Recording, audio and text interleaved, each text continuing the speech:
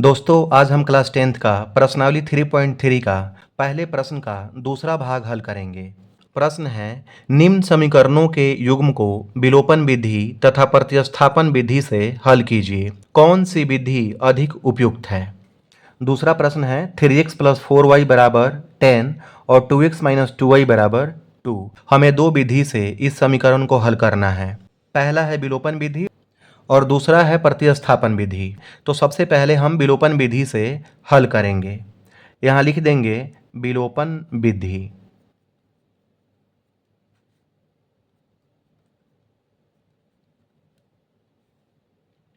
विलोपन विधि में क्या करते हैं, पहले समीकरण का पहला पद क्या है 3x है और दूसरे समीकरण का पहला पद क्या है 2x है। तो हम क्या करेंगे, इन दोनों को बराबर करेंगे। बराबर करने से क्या होगा कि यह दोनों पद कट जाएगा और फिर हम क्या करेंगे, y का मान यहाँ से निकाल लेंगे। या अगर हम चाहें तो इन दोनों पद को 4y और 2y को बराबर कर सकते हैं। बराबर करने से क्या होगा कि यह दोनों पद कट जाएगा तो फिर x का मान निकल जाएगा।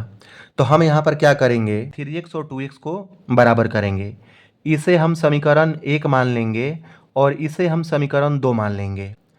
बराबर करने का सबसे आसान विधि क्या है कि जो दूसरे समीकरण का पहला पद 2x है तो क्या करेंगे कि x के गुणांक 2 से पहले समीकरण में गुना करेंगे और पहले समीकरण का जो x का गुणांक है, x का गुणांक क्या है यहाँ पर 3 है, दूसरे समीकरण में गुना करेंगे।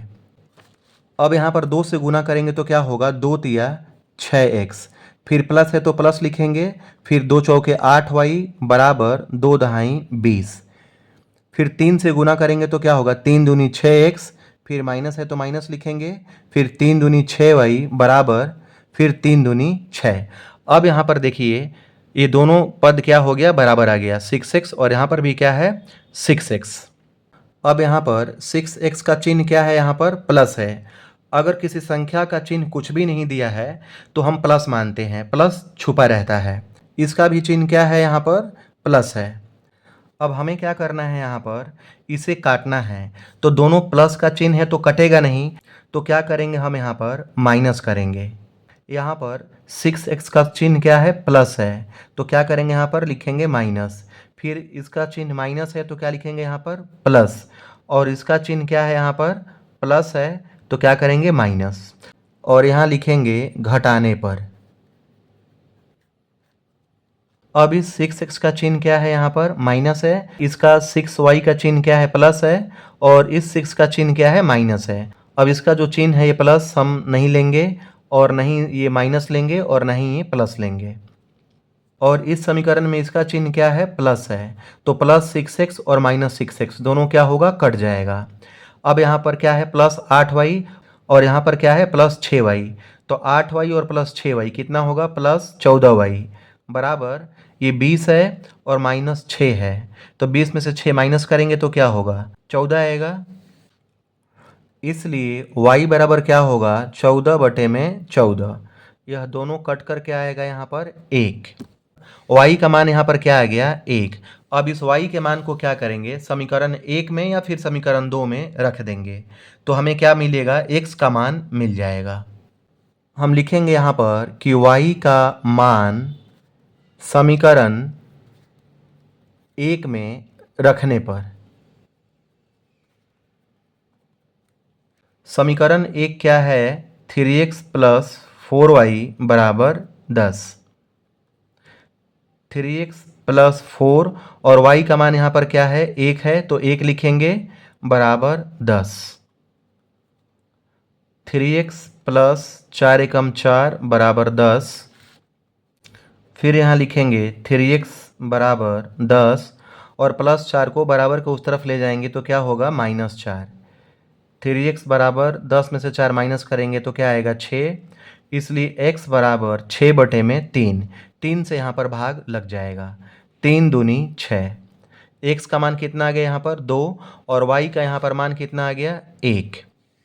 अब हम इसी प्रश्न को प्रतिस्थापन विधि से हल करेंगे।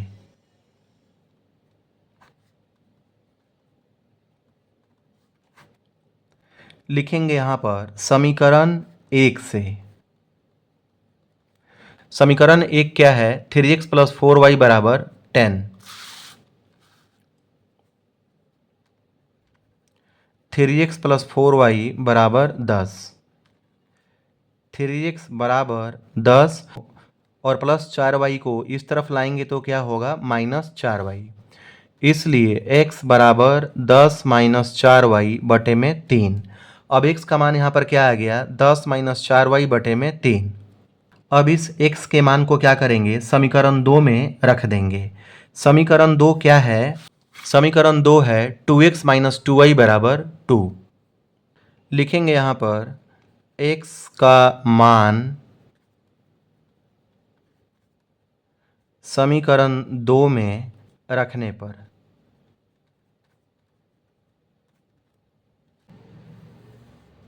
समीकरण 2 है 2x माइनस 2y बराबर 2। 2x का मान क्या है, x की जगह पर क्या रखेंगे, 10 माइनस 4y बटे में 3 माइनस 2y बराबर 2।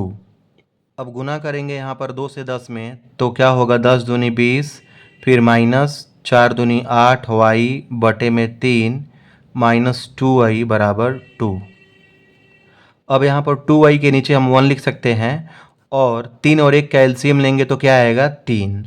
3 से 3 में भाग करेंगे तो क्या होगा, भागफल 1 आएगा। और 1 से गुना करेंगे 20 में और 8y में तो क्या होगा, 20 माइनस 8y। फिर माइनस 1 से 3 में भाग करेंगे तो भागफल 3 आएगा।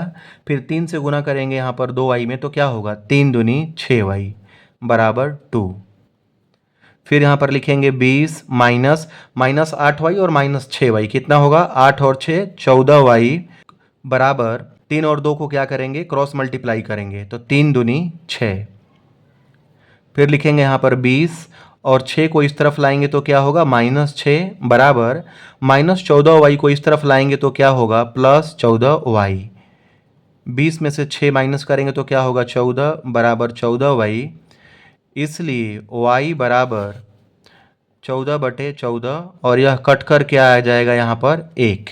अब इस y के मान को क्या करेंगे, समीकरण 1 में रख देंगे। यहाँ लिखेंगे y का मान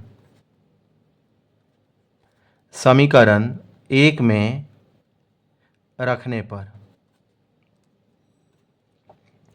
समीकरण 1 क्या है, 3x प्लस 4y। तो y के जगह पर हम 1 रखेंगे, फिर क्या है, बराबर 10। 3x प्लस 4 एकम 4 बराबर 10।